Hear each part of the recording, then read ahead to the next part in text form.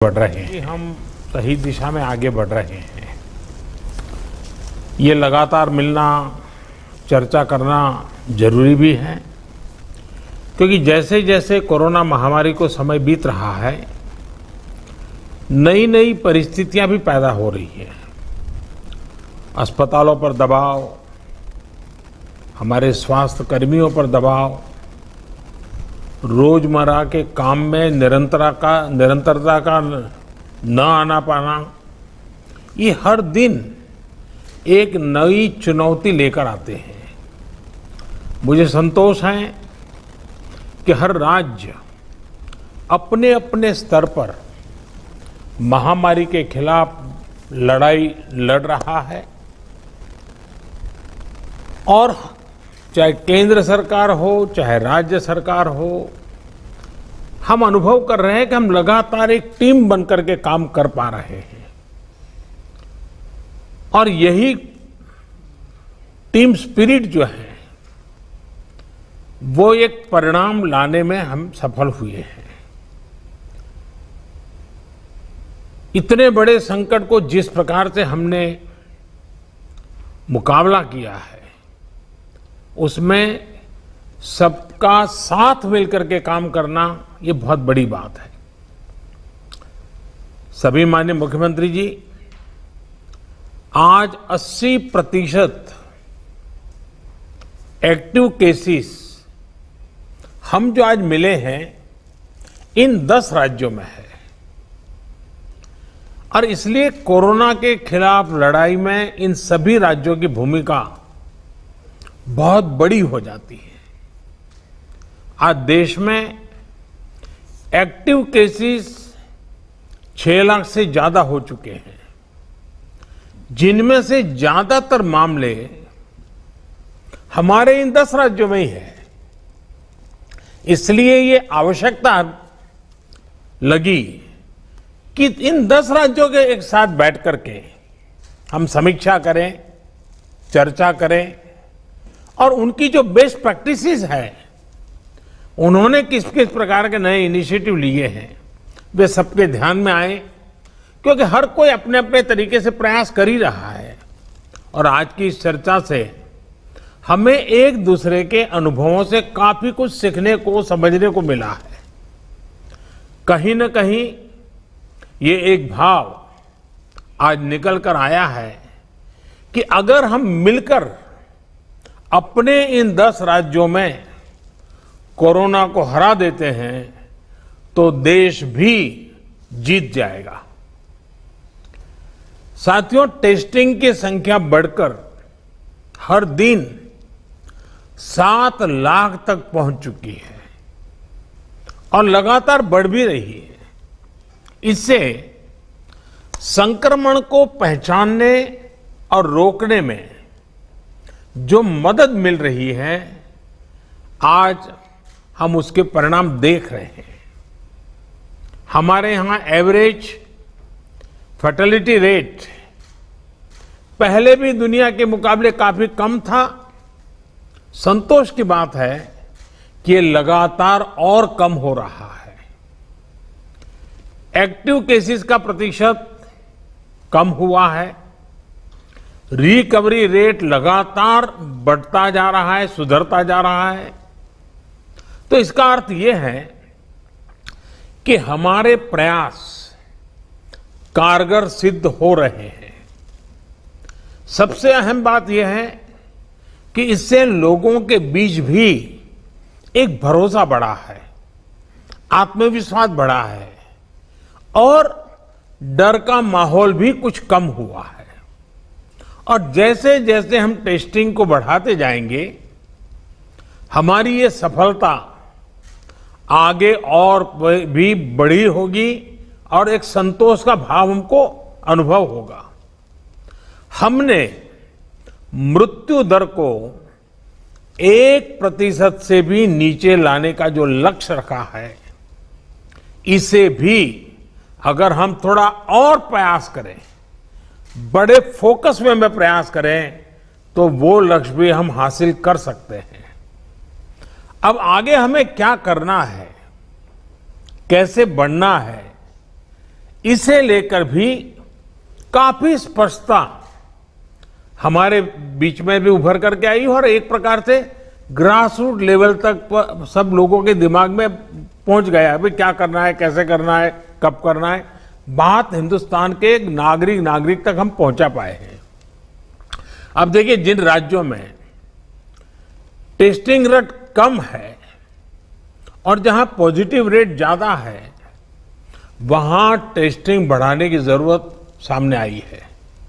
खासतौर पर बिहार, गुजरात, यूपी, पश्चिम बंगाल और तेलंगाना, यहां टेस्टिंग बढ़ाने पर खास बल देने की बात हम लोगों की बातचीत में से उभर करके आ रही है। साथियों, अब तक का हमारा अनुभव है कि कोरोना के खिलाफ कंटेनमेंट, कॉन्टैक्ट ट्रेसिंग और सर्वेलेंस, ये सबसे प्रभावी हथियार है। अब जनता भी इस बात को समझ रही है, लोग पूरी तरह सहयोग भी कर रहे हैं। ये जागरूकता की हमारी कोशिशों से एक अच्छे परिणाम की तरफ हम आगे बढ़े हैं। हम क्वारंटाइन की व्यवस्था इसी वजह से आज इतने अच्छे तरीके से लागू कर पा रहे हैं।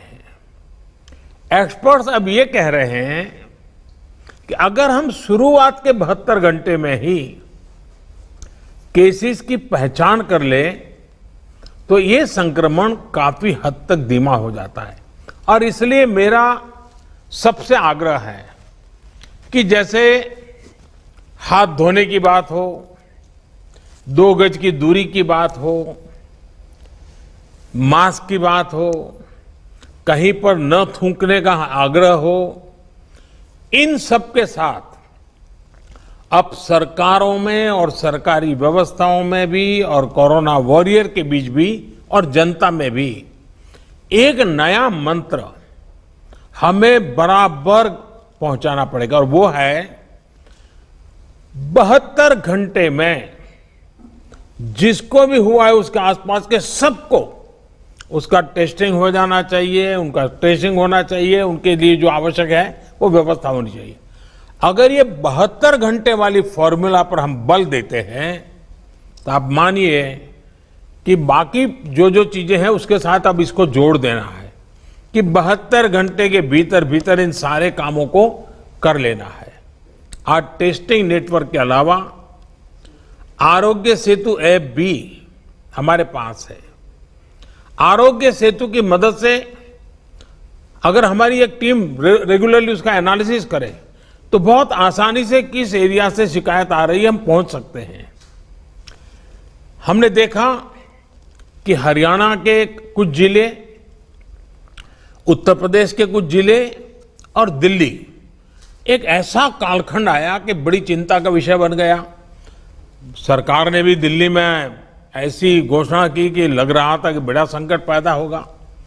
तो फिर मैंने एक रिव्यू मीटिंग की और हमारे होम मिनिस्टर श्रीमान अमित शाह जी को नेतृत्व में एक टीम बनाई और नए सिरे से सारा अप्रोच किया।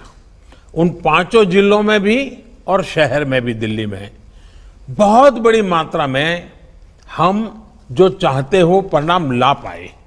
मैं समझता हूं कि कितना ही बड़ा कठिन चित्र दिखता हो, लेकिन सिस्टमेटिक तरीके से अगर आगे बढ़ते हैं तो चीजों को हम हफ्ते 10 दिन में अपने तरफ मोड़ सकते हैं। और हमने अनुभव करके देखा है। और इसी रणनीति के भी जो मुख्य बिंदु यही थे, कंटेनमेंट जोन्स को पूरी तरह से अलग कर देना, जहां जरूरत पड़े वहां माइक्रो कंटेनमेंट का भी आग्रह करना, 100% स्क्रीनिंग करना, रिक्शा, ऑटो रिक्शा चालक और घरों में काम करने वाले लोगों को भी और अन्य हाई रिस्क लोगों की स्क्रीनिंग पूरी कर लेनी चाहिए। आज इन प्रयासों का परिणाम हमारे सामने है। हॉस्पिटल्स में बेहतर मैनेजमेंट, आईसीयू बेड्स की संख्या बढ़ाने जैसे प्रयासों ने भी बहुत मदद की है। साथियों, सबसे ज्यादा प्रभावी आप सबका अनुभव है। आपके राज्यों में जमीनी हकीकत की निरंतर निगरानी करके जो नतीजे पाए गए, सफलता का रास्ता उसी से बन रहा है। आज जितना भी हम कर पाए हैं, वो आप सबके अनुभव उसमें काफी मदद कर रहे हैं।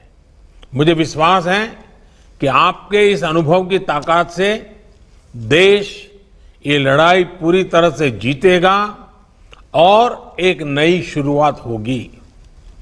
आपके और कोई सुझाव हो, कोई सलाह हो, तो हमेशा की तरह मैं हर समय आपके लिए उपलब्ध हूं। आप जरूर बताइए। और मैं आपको विश्वास दिलाता हूं, सरकार के सभी अधिकारी भी आज मौजूद थे। जिन जिन बातों का आपने जिक्र किया है, जिसकी चिंता करने के लिए कहा है, टीम पूरी तरह तुरंत ही उसको आगे बढ़ाएगी। लेकिन हम जानते हैं कि ये जो कालखंड होता है, सावन, भादो और दिवाली तक का, तो कुछ बीमारी का और बीमारियों का भी माहौल बन जाता है, उसको भी हमें संभालना है। लेकिन मुझे विश्वास है कि हम जो 1% से नीचे मृत्यु दर लाने का लक्ष्य, रिकवरी रेट तेजी से बढ़ाने का लक्ष्य, 72 घंटे में सारे कांटेक्ट पर्सन को तक पहुंच करके उनकी व्यवस्था करना, इन मंत्रों को लेकर के अगर हम थोड़ा फोकस एक्टिविटी करेंगे तो हमारे जो 10 राज्य जहां पर 80% केसेस हैं, हमारे 10 राज्य